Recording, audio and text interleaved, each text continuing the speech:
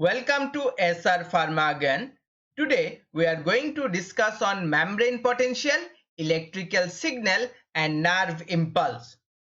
So coming to what is membrane potential? So membrane potential is the difference in electrical potential. Difference in the electrical potential between the interior and exterior of a biological cell. Now, if we consider a biological cell, now cell is surrounded by a membrane. So this is the membrane composed of a lipid bilayer. So this is the lipid bilayer.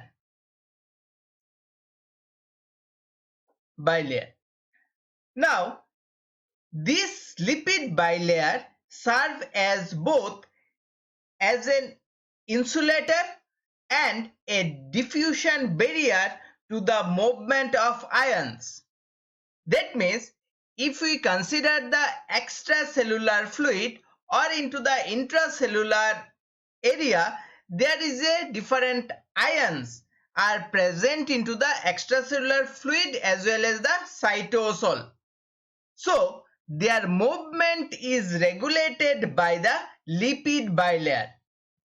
How? Because this membrane consists of different channel like leak channel or gated channel, and also the sodium potassium ATPase. So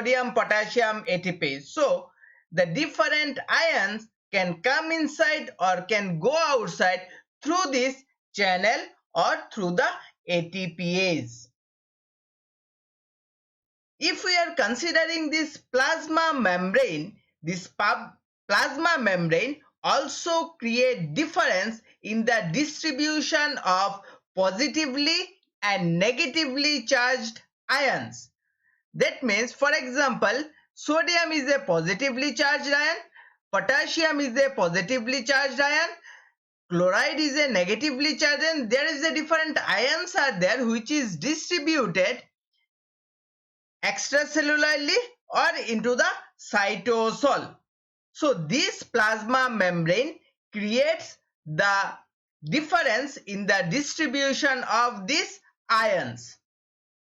Typically, if we are considering the resting condition, when the cell is not into the excited condition, in that condition inner surface or the cytosol of the membrane is more negatively charged compared to the extracellular fluid. And in the extracellularly, if we are considering the outer surface, it is the positively charged. It is positively charged compared to the inside intracellular level. So it is the positively charged. And a difference into the electrical charge. So there is a difference. This difference in electrical charge between these two regions constitute electric gradient.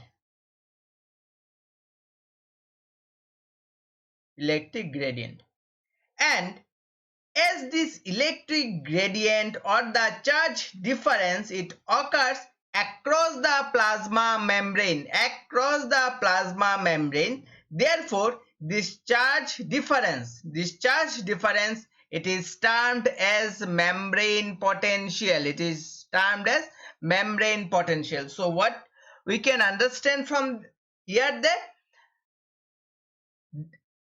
charge, that means ions, either it is positively charged ion or negatively charged ion, they are present into the extracellular area or the intracellular area, and the charge difference across the membrane, it is known as a membrane potential.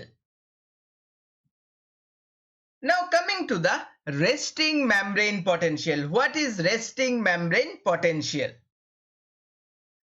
Now, in neurons and their surrounding fluid, most abundant ions are sodium, potassium, which is the cations or positively charged ion, chloride, and organic acids are the anion or negatively charged ion. So these are the different ions which present abundantly either into the intracellular level or in the extracellular space. Now, in this membrane, if we are considering this membrane, of course we have seen that there is the presence of the sodium potassium ATPase, sodium potassium ATPase or the pump. But other than this, there is a different channels are there through which the ion movements is occurs. Through which the ion movements are occur. What are the channels? First one is the leak channel. Leak channel. So leak channel, it is open all time. Open all time. So it is open all the time and permits unregulated leakage of their specific ion.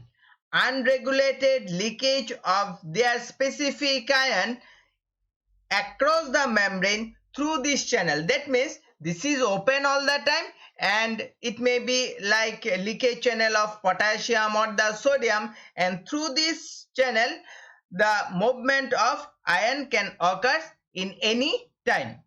Another is the gated channel. Another is the gated channel. Now if we are talking about the gated channel, so it can be open or it can be closed. It can be open or it can be closed. Now if the channel is open, it permits the entry or exit of a ion. It allows the entry or exit of the ion. But if it is closed, then the ion cannot come inside or they are not able to go outside. So this is the gated channel. Now these gated channel are different types. This gated channel is the different types. So first one is the voltage gated channel. So they open or close in response to changes in membrane potential. Already we have told about the membrane potential. So they open or close in response to change in membrane potential. Next is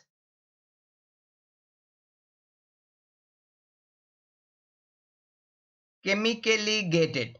Now this chemically gated channel change conformation in response to binding of a specific agent. So if there any specific agent come and bind to this channel, they can be open or they can be closed. Next is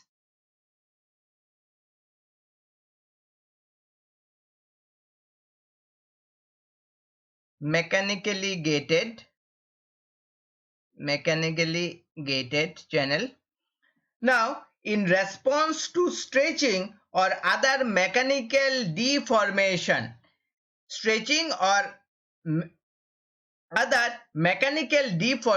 they can be open or they can be closed. And fourth one is thermally gated. So from name itself we can understand that they can open or they can be closed in response to change in temperature. Now we'll see that what are the different ions are present across the membrane and what is their concentration. Now the dominant ions are like sodium. So in the extracellular space, concentration of the sodium is 145 millimole. Intracellularly, concentration is 12 millimole. And if we are considering the ratio outside by inside, it is coming almost the 12. Potassium intracellular space, the concentration is 4 millimole, and intracellular space it is the 155 millimole. So ratio is 0.026. That means the level of the sodium, clear, level of the sodium ion is more into the extracellular space, and the level of potassium, clear, or the concentration of the potassium, it is more in the intracellular space. Next is the chloride. So chloride extracellularly concentration is 120 and intracellularly 4. So ratio is 13. That means the chloride, clear, chloride, the concentration of the chloride it is more in the extracellular space. And different organic anions mainly it is present in the intracellularly. It is present intracellular space. Now coming to this resting membrane potential, whenever we are talking about the resting membrane potential, the resting membrane potential arises from three major factors. So these are the three major factors is responsible for the membrane potential. So what are the factors? First one, unequal distribution of ions in the extracellular fluid and in cytosol. Now already we have seen that the concentration of sodium ion, it is more in the extracellular space compared to the cytosol. The concentration of the sodium is more into the extracellular space, while the concentration of potassium, it is more in the cytosol compared to extracellular fluid, clear, extracellular fluid. The dominant ions in the cytosol are phosphate and amino acid. So phosphate and amino acid are the dominant anion present in the cytosol. So we can, from this we can easily understand that there is a unequal distribution of the ions in between the extracellular fluid and the cytosol. So this is one of the major cause of resting membrane potential. Next is inability of most anion to leave the cell. Now if we are considering that there is a two major anion present into the cytosol, that is the phosphate and amino acid. Now in case of the phosphate or amino acid, they cannot leave the cell because they are attached with the either the phosphate or amino acid, because they are attached with the non-diffusible molecule. For example, 3-phosphate, clear, 3-phosphate, it is present in the ATP. It is present into the ATP, 3-phosphate, and amino acid is the part of the large protein molecule.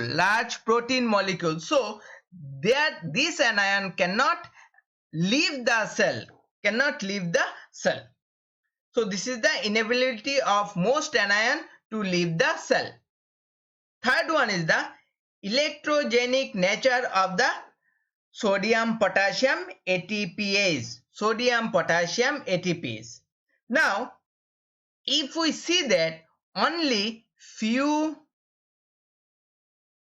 sodium leakage channel is present in the membrane and more number of potassium leakage channel are there. So through this leakage channel, few number of the sodium can come inside and potassium can go outside. Potassium can go outside.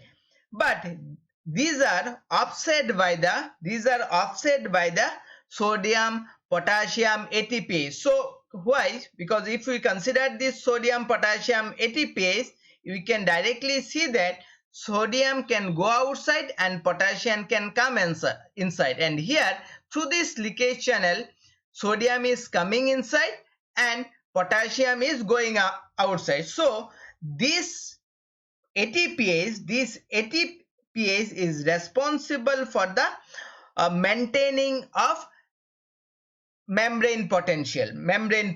So this is the electrogenic nature of sodium potassium ATPase. So these are the three major factors which is responsible for the resting membrane potential. And therefore in normal case, in the resting case, in a neuron, resting membrane potential is minus 70 millivolt. That means what? Compared to extracellular fluid, the total charge in the cytosol is minus 70 millivolt less than the extracellular fluid. Clear? So this is the comparison. So in the cytosol, charge is minus 70 millivolt less compared to extracellular fluid. Now coming to the electrical signal of nerve cell. Now if we consider about the electrical signal, nervous system is made up of neuron. We know that nervous system is made up of neuron that can receive or transmit signal. So they can receive or transmit signal. And glia, the cell that provide support function of the neurons. That means neurons receiving and transmitting signal, and glia supporting the function of neurons. Next is neuron communicate via both electrical signal or the chemical signal. So this is important. So neuron can communicate via electrical signal or the chemical signal. Chemical here means like the different neurotransmitter, and electrical signal we are going to discuss. Nerve cell generate electrical signal that transmit the information. That means the transmit of information, it is rely on the generation of the electrical signal. So through the electrical signal, nerve cell transmit the information. This electrical signal, like action potential is the electrical signal that transmit information from one of a neuron to other. So one neuron to another neuron, the information is transmitted through the signal like action potential. Chemical signals are the neurotransmitter. Already, as we have told, chemical signals are the neurotransmitter which transmit the information from one neuron to the next. So these are the electrical signal, importance of the electrical signal. Now, if we consider that electrical signal in nerve cell, we can see that there are the two basic form of electrical signal. Two basic form. One is the graded potential, another is the action potential. Now before we tell about that what is the graded potential or the action potential, for example, this is a neuron. Clear? This is a neuron, and in the neuron this is the membrane potential. Clear? Membrane potential. So when there is a stimulus, there is a increase into the membrane potential. That means there is a polarization, the membrane potential increases. But this type of the increase, if you see about this type of the increase, this is known as the depolarization. Clear? Depolarization, increasing the membrane potential. and again it is decreasing. So this is we can consider as a hyperpolarization. Now this is a small you can say that small deviation from the membrane potential. It is a small deviation. So that makes the membrane either more polarized, clear, either more polarized or less polarized. Now this sort of the signal, clear, this sort of the signal, that is the small deviation from the membrane potential, small deviation from the membrane potential, it is known as a graded potential, clear, graded potential. Now this graded potential can occur whenever any mechanically gated or ligand gated channels are open or closed. So the graded potential is occurs when the mechanically gated or ligand gated channels are open or closed. And this graded potential, it is served as a short distance, it is served as a short distance signal. It is the short distance signal.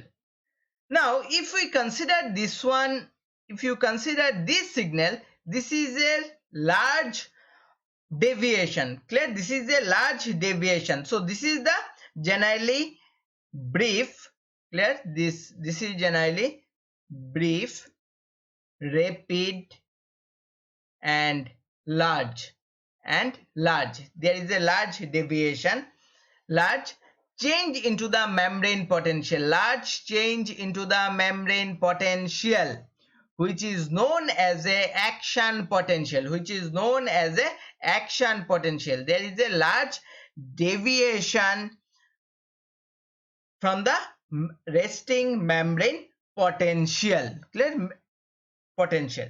And in neurons, already we have told that this action potential mainly involves cell to cell communication.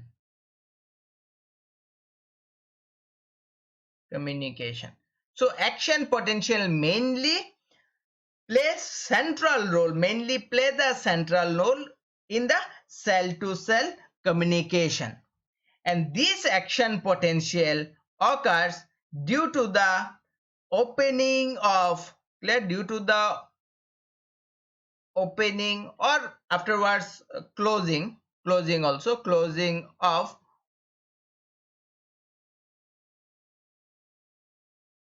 voltage gated channel, clear, voltage gated channel. Action potential signals over the long distance, clear, so it is the considered as a long distance signal, clear, signal. And this action potential also known as a